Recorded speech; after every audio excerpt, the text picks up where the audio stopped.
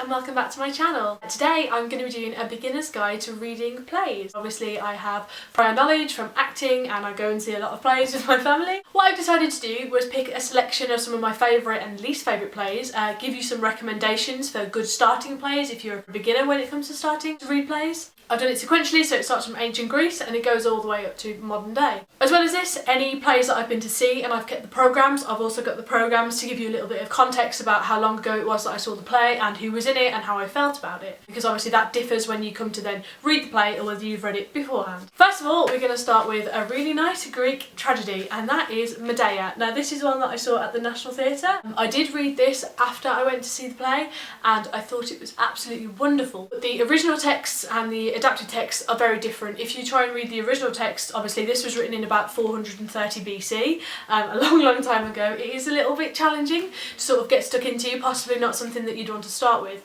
However, if you're interested in seeing the origins of where plays and playwrights came from, definitely Greek tragedies are wonderful. Medea, if you're interested in the play itself, is about a young mother who is told to leave the country, and if she doesn't there will be severe consequences, and she has to battle, and she has these two children, and inevitably she ends up murdering her children in the forest. She lures them out and then kills them. It's a very horrible play. It definitely stands up to the ideal of a Greek tragedy. When I was studying at drama school we did quite a lot on the origins of plays, so I did do quite a bit about it, but if I'm reading for pleasure it's not something particularly that I'm interested in, but it might be something that you're interested in.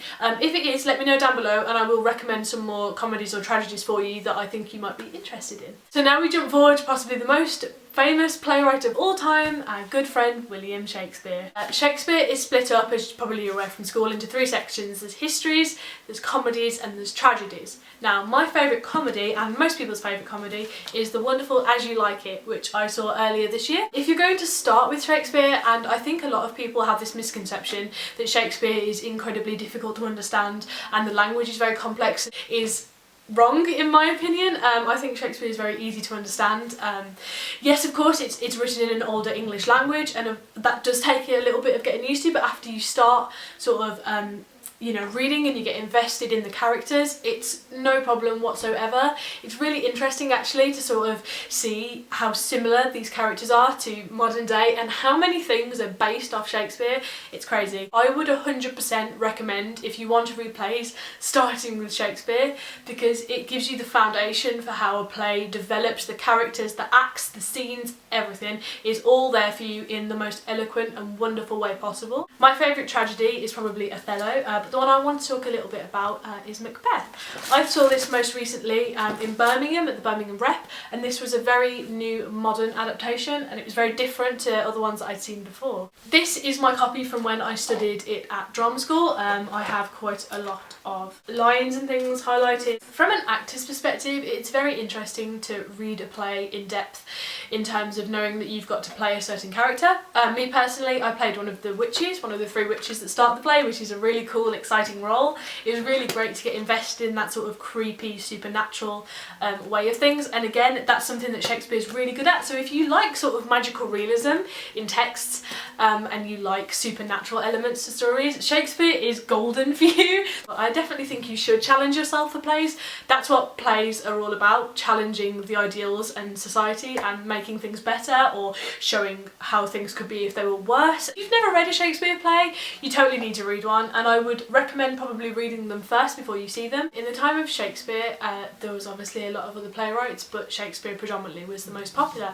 However, there was a wonderful man going around at the time called Christopher Marlowe, and this is Dr. Faustus, which I saw earlier this year again at the Royal Shakespeare Company in Stratford-upon-Avon. I personally read the play after and I felt like I gained a lot more knowledge, sort of like how I am with reading Harry Potter after seeing the films. But my boyfriend, for example, who really loves the play and actually studied this for A-level, obviously knew it pretty well inside out.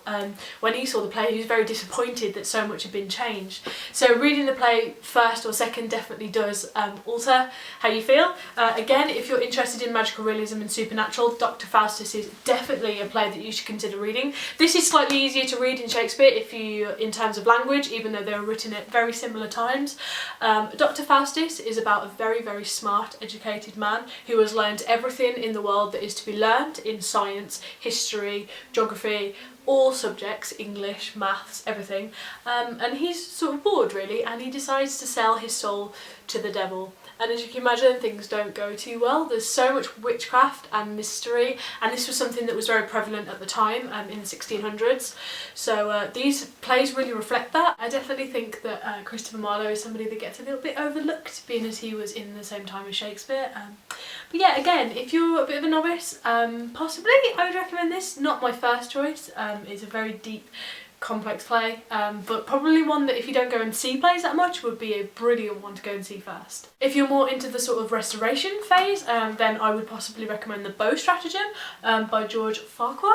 I think it's how you pronounce that. I saw this at the National. This is a comedy. This is a really, really good comedy. The only problem with this, I would say, it's very heavy. It's a very, very short play. It looks short, but actually the text completely fills. There's very small margins, and it's a little bit complicated if you're not used to the layout of plays, because the asides and the characters are not set out in the usual way with the colons and the brackets and things. It is sort of written a little bit more like prose, which is a bit confusing when it mentions sort of things that aren't said out loud. If you're into comedies and the Restoration period of playwrights, and also French playwrights, definitely give this one a go.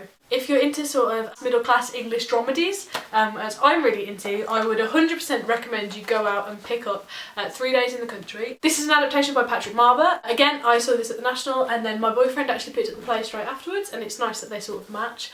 This is an absolutely fantastic comedy. It's set around upper class English people in the countryside living. It's very hot, they're all a bit hot and bothered, and they're a bit uncomfortable, and they're just sort of living their lives, and sort of things happen and there's affairs and drama, and it's just wonderful. The writing style in this is completely modern and up to date, obviously because this is a newer adaptation. Yeah, this is something that if you are a little bit uncomfortable reading Shakespeare or Christopher Marlowe or somebody like that straight away, definitely Patrick Marber is somebody that I would recommend. His other plays, his original plays, are absolutely fantastic as well. But if you're into Irish writing or poetry or anything, Sean O'Casey is definitely somebody to look up.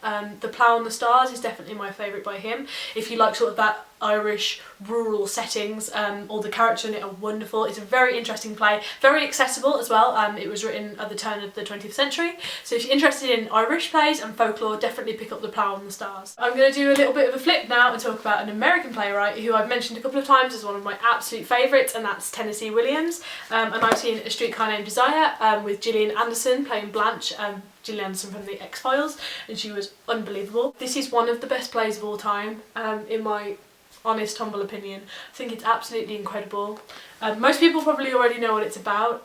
It's just about one woman's absolute desperation to be loved and adored, and you feel so sorry for her, but at the same time Blanche is not a likeable character really, and they're so easy to read. I mean, they were written in about 1930, 1940, and they're very accessible. There's not much writing, they're very short plays, they're only a couple of hours long, so it only takes you about an hour to actually read the play in full. If you've never read a play before, read one of these, especially A Streetcar Named Desire. You have to read it. Like, honestly, you won't be disappointed at all. If you love deep character studies and getting invested in characters, you will love it completely. We're moving on to more modern day. The next person that I'm going to be talking about is the feminist playwright Caryl Churchill. I studied at Top Girls, but there's also a binder. I hate Caryl Churchill with a burning passion. I don't agree with many of her characters. A lot of her characters are very conservative and not particularly likeable at all. For example, Marlene in this. They're very interesting, and I think they really represent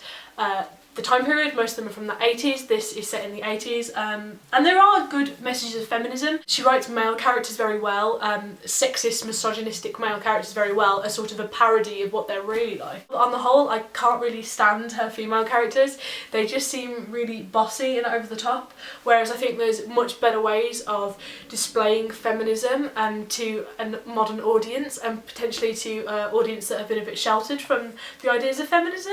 I wouldn't recommend you to read her first, or possibly at all, but if you're really into plays and you like playwrights and you haven't read any Caryl Churchill, Top Girls is probably my favourite. I hope you have seen something in that you might really be interested in. If you've got any comments on any of those plays or any of the playwrights, please let me know and I will try and give you more information. The last thing that I'm going to talk about, and definitely this is for people who are a little bit more novice or a beginner when it comes to plays. You do want to read a play but you're not sort of sure where to start, I would say go for an adapted book. For example, If you're going for something very nice and easy to read and uplifting, and if you were an English teenager in the early 2000s, then you definitely read some Jacqueline Wilson.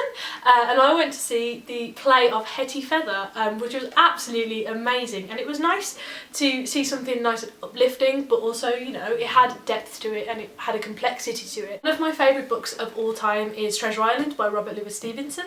And last year, the National actually did a huge production of Treasure Island.